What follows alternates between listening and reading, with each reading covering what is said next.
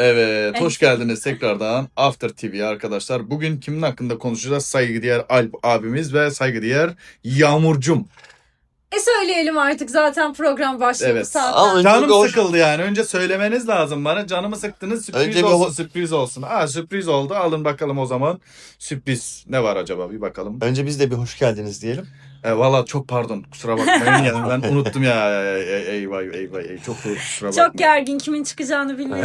Evet. After TV'ye hoş geldiniz efendim. Hoş geldiniz. Bugün madem çok yerinde duramıyorsun, çok heyecanlısın, hemen söyleyelim. Enerjik bugün ya. Dünyaca ünlü bir milli futbolcu ve aynı zamanda rekonstrüktif cerrahi konusunda bir doktor.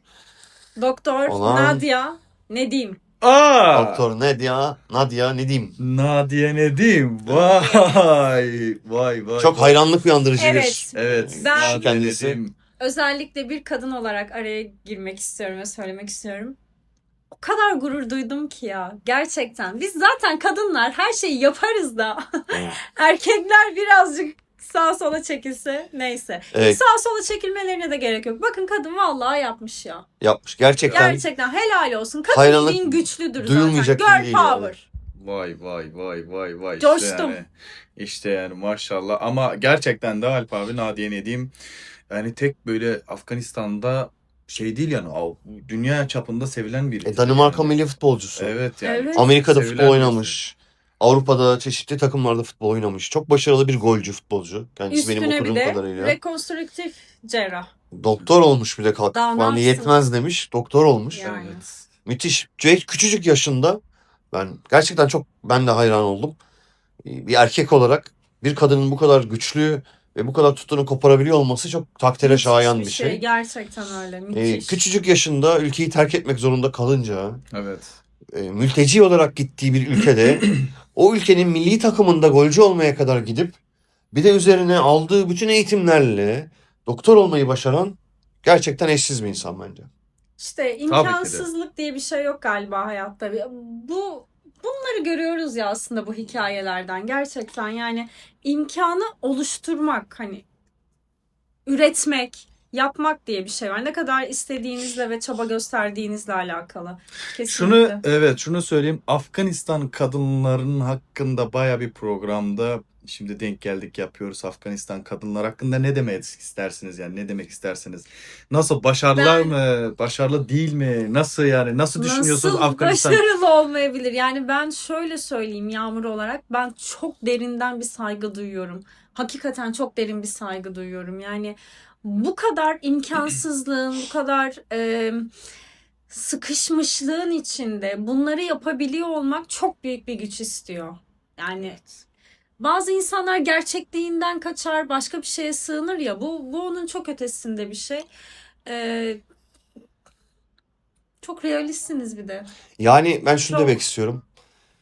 Gerçekten bütün dünya kadınları size bakıp örnek almalı. Kesinlikle öyle. O yüzden kendi babası bir generalken Afgan Ulusal Ordusu'nda öldürülüyor maalesef. Allah rahmet eylesin. Allah rahmet eylesin. Ve annesiyle beraber, ailesinin geri kalanıyla beraber belki de kaçmak zorunda kalıyorlar. Ufacık yaşta, küçücük yaşta. Evet. Ve gittiği ülkede yılmayıp, hayata olan sevincini kaybetmeyip gerçekten çok başarılı, enteresan yani. Gerçekten çok enteresan. Saygı duyulacak, hayranlık duyulacak. Ya, gerçekten. Biz ne söylesek az kalacak. Çünkü çok müthiş bir başarı. İnanılmaz, çok saygı duyulacak bir şey. İnanılmaz. Ben de yani ilk defa onu gördüğümde mesela Afgan diye tabii hayat hikayesini araştırmamıştım. Ondan sonra bir araştırdım, ufak araştırdım işte. Instagram'dan da takip etmeye başlamıştım. Ama baya bir başarılı. Ben ondan sonra bu Afganistanlı bir kadın dediğinde ben şok oldum yani. Dedim Afganistanlı kadın bu futbolcu yani bu kadar ben şaşırdım. Çünkü Ariana Seyid'in arkadaşı kendisi. Yani her zaman onlarla beraber bir fotoğraf, hikaye falan atarlar. Ben oradan da izliyordum. Ama Afgan olduğunu mesela Afganistanlı olduğunu ben hiç düşünmemiştim yani. Ama ondan ötere hem doktor olması yani bu baya bir başarılı yani. Çünkü yani ne diyeceğimi bilemiyorum gerçekten. Helal biz olsun ne diyorum. söylesek az kalacak. Yani ağzımız açık bir şekilde biz araştırdığımızda Alp abiyle falan olduk yani. İnanılmaz gerçekten. Evet, Afgan kadınları çok başarılıdır maalesef, biliyorsunuz yani. Afgan kadınları çok başarılıdır, çok güçlüdür yani. Maalesef değil, ne mutlu ki Ne yani. mutlu. Aynen. Yani Biraz maalesef zor işte. dönemler kadınlar için ama ona rağmen yılmamış olmaları, azmetmiş olmaları. İşte dediğimiz gibi, yani Yağmur'un az önce dediği gibi. Evet. Yani şartlar her zaman hazır gelmez. Evet. Şartları siz yaratırsınız. Kesinlikle Bu öyle. çok önemli bir Evet. kavram diye düşünüyorum. Kesinlikle öyle. Maalesef. Bana şeyi de hatırlattı biraz ya. Kurtuluş Savaşı'nda bizim kadınlarımızın Tabii canım. emeğini, sahada nasıl savaştığını. Evet. Ya kadın denilen varlık gerçekten o kadar yetenekli, üstün ve nasıl anlatsam, Ya duygulandı kız abi ya. Evet. Baksana, duygulandı ya.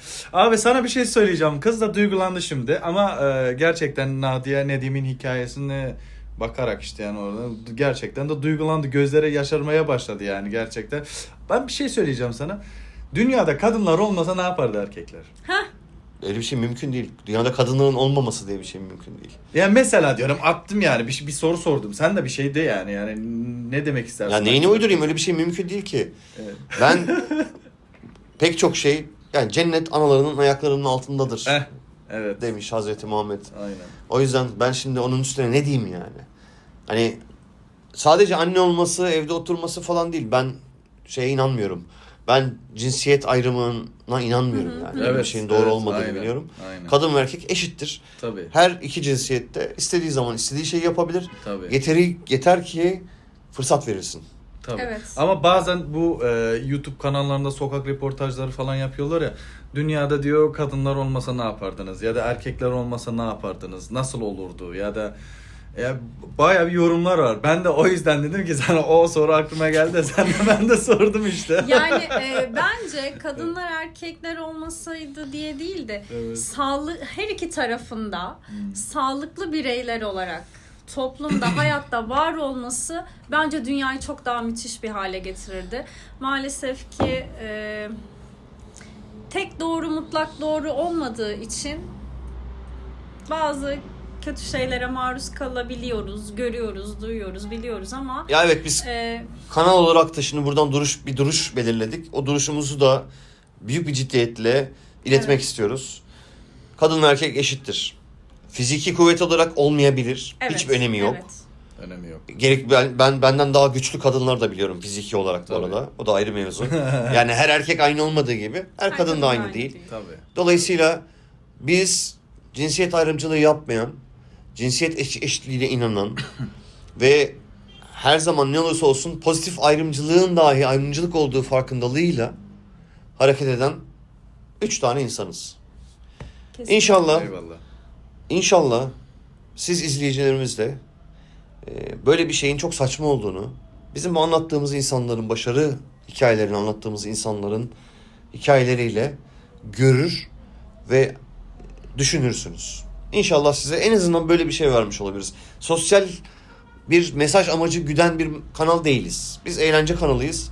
Ama yine de bu konu çok hassas. Evet. Benim için en azından benim şahsi görüşüm olarak çok hassas. Çok. Kadın ve erkek eşittir. Bu kadar basit. Bunun daha ötesi de yok bence. O yüzden kadın olmasaydı Nadia Nedim Evet. yaşasın yani. Gerçekten helal olsun diyorum Gerçekten. Nadia'ya. müthiş bir Helal örnek yani. Ben Aynen. müthiş bir örnek. Aynen. Çok Aynen. saygı duyuyorum. Sağ Bir olsun. de UNESCO tarafından kızlar ve kadınların eğitimi şampiyonu olarak atanmış. Evet. Şampiyon işte yani Şampiyon ilan Zaten edilmiş yani. Bildiğimiz Gerçekten. şampiyon yani. Evet. Her şeyin Şampiyon. şampiyonu. Evet yani maşallahı var yani. İnanılmaz bir Evet. Yani kadın ya. Yani gerçekten. Helal olsun. Kaç yaşında bu arada?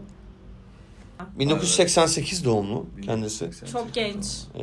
Gayet genç ve başarılı. Bu yaşa düşün. Aslında yaşını sorma sebebim bu. Evet evet. Aynı zamanda hem doktor olup hem de milli futbolcu olabilecek kadar çok Evet. eğitim alabilecek. Ve mülteci olduğu bir ülkede. Evet, bravo.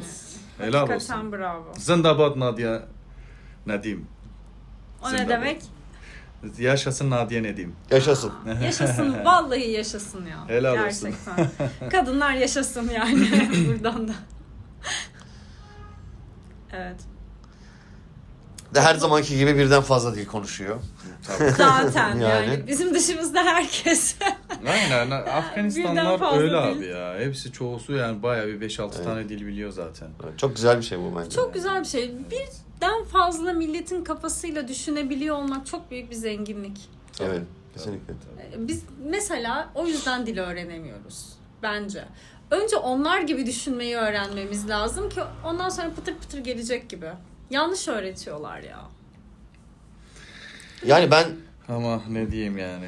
ben hani 2 dil bilen, işte biraz da diğer dillerden böyle aşinalığı olan, senin yanında cahil nitelenebilecek dil konusunda Estağfurullah abi, bir olur mu ya insan öyle olarak şey? şunu söyleyebilirim ki Estağfurullah abi, olur. gerçekten başka bir kültürün içinde yaşıyor olmak, o dili öğrenmeyi değil, o dili içselleştirmeyi getiriyor. İçselleştirmek de o kültürü içselleştirmeye getiriyor. Toplumun düşünceleri. Yani bir insanın ruhani zenginliğinin aslında dil bilmesiyle çok ilgili olduğunu düşünüyorum. Kesinlikle öyle. Tabii ki kendi ana dillerimizi iyi bilelim, iyi konuşalım, iyi yazalım ayrı. Ama başka dilleri öğrenmek de kültürel anlamda gelişmek anlamına geliyor. Ben buna da Ya inanıyorum. insanın zihni de gelişiyor. Düşünsene birden Tabii. fazla milletin kafa yapısıyla düşünebiliyorsun. Tabii, Evet. tabii, Müthiş tabii, bir şey gerçekten. Yani Helal olsun. kesinlikle helal olsun. Çok da fazla söylenecek bir şey yok. Kendisine çok büyük başarılar diliyoruz. Evet, biz sadece övmek için Umarız- bu programı biraz Evet. da şey yaptık, yani konuşmak. Sadece hakkımızı övmek üzerine değil. Doktor Nadia Nedim'i Kesinlikle. övmek için yapıyoruz bu programı. Kendisine ilham olduğu için diğer insanlara teşekkür etmekten başka söyleyebilecek çok fazla bir şeyimiz yok. Eklemek istediğin bir şey var mı? Kanal takip et dışında hani Nadia Nedim'le ilgili. Eklemek istediğim şey, Farsçada birkaç kelime söylemek istiyorum kendisine. Evet, lütfen.